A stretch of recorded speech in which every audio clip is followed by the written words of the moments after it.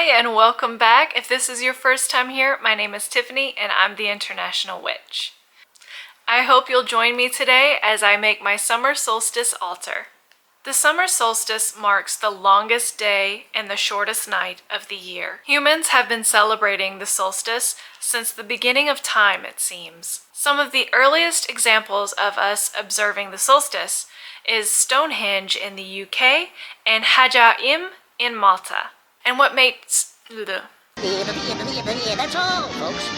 is unique about these two places is that their entire structure is situated in a way that when the sun rises on the summer solstice, the light gets filtered all the way through and out to the other side. Because the celebration of the summer solstice is so old, there are many different names for it. Some of the most common names include the summer solstice, Litha for the Wiccans and Neo-Pagans, Midsummer for the Nordic countries, and very lastly, St. John's Day for the Christians.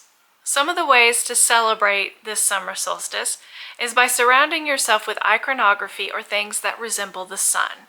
Yellows, golds, and that sort of thing. Another is by eating the seasonal fruits and vegetables that are available in your local area. In the South, it's very common to have sun tea. Well, sweet tea of any kind is a year-round thing, but specifically, sun tea would be made during the summer because during the summer months, you don't want to use your stove. So by putting the tea outside, it gets hot without having to heat up the house. One of the first things I did to enjoy this summer solstice was, of course, getting out into Naples and actually enjoying the sunshine. The Bay of Naples is not a soft sands beach kind of place, but that doesn't prevent the Italians from taking full advantage of it. And of course, during the summer, you have to enjoy sweet treats such as granitas or crema cafe. I always tell people to take a moment to look up. On the ground level, you see stores which are coming and going, and flyers and posters and graffiti and, debris just from the day, just like any major city, like New York, LA. Naples is a big metropolitan city. But what makes Naples unique is it's the third longest, What makes Naples unique is that it is the third continuously inhabited city in the world. So from the dawn of civilization, someone has been here. And that means with all of the different archaeological and architectural styles of homes and buildings that have come and gone throughout the years, Naples was standing for every single one of them. So when Renaissance and medieval buildings were being built, there's buildings here like that. For Art Nouveau, Art Deco, there were buildings here being built like that. Every architectural style you could possibly want to see, there is one here in Naples. So take a few moments to stop and look up. One of my favorite things to do here when the weather is nice is visit my local park. Parco Vergilano is just down the street from me, and it has such beautiful views of all of the islands. So of course, that was my first idea to celebrate Litha, was to visit Parco Vergilano and enjoy all the beautiful ships coming in. Now full of all that summertime inspiration, it's time to go back and make my altar. As usual, before any kind of magical working or creating an altar of any kind, it's time to cleanse the space, and I prefer to use sound cleansing. For the base of this month's altar, I'm using this beautiful cloth by Tamed Wild.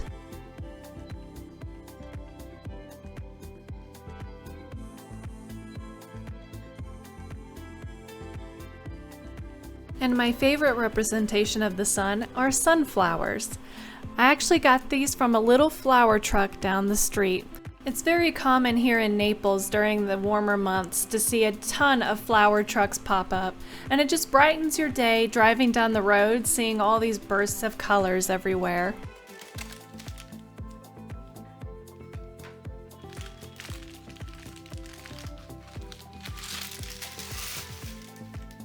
Of course, you don't have to buy flowers for your altar. If you have any wildflowers outside or flowers from your own garden, feel free to use those.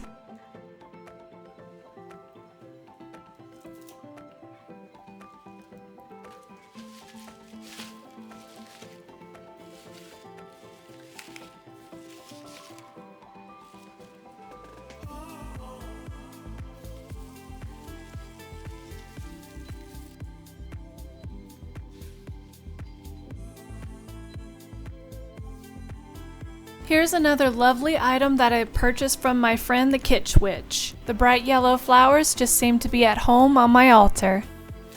Speaking of yellow flowers, time for some more sunflowers. This is going to be a pretty little bowl for my seasonal fruit, strawberries.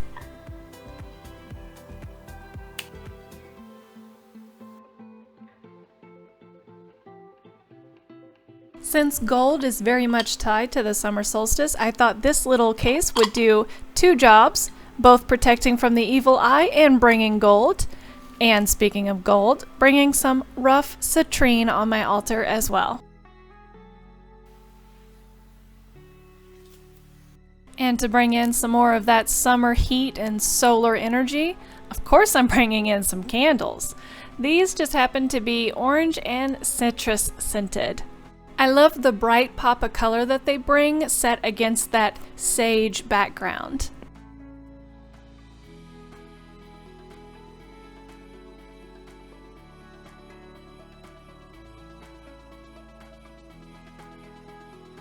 And now I'm gonna light all of the candles.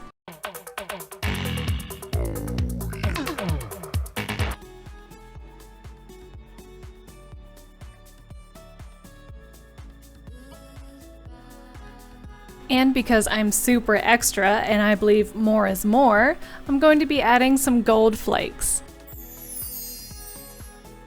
And just to give you a heads up, this stuff is super messy and would not let go of my fingers. Total pain in the butt.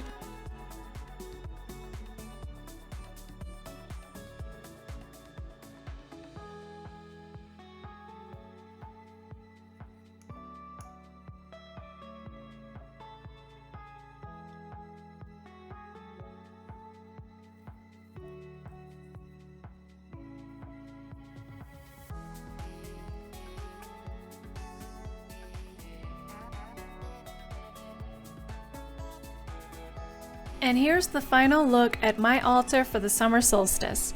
I hope this has given you some ideas. Be sure to leave me a comment below and tell me if there's anything in particular that sparked your interest. And remember, you don't have to buy anything to celebrate the summer solstice. Just look around your home. Is there anything that inspires you or makes you think of the sun? That'll work. Thank you for joining me today. If you've lasted this long in the video, would you consider liking and subscribing?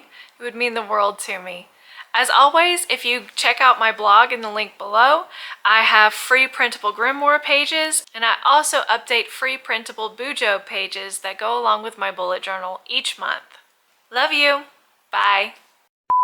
Is that gray hair? Am I getting gray hair? I'm just gonna say this like dog.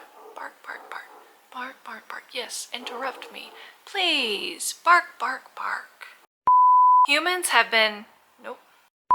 Humans have been worship... Nope. It is the...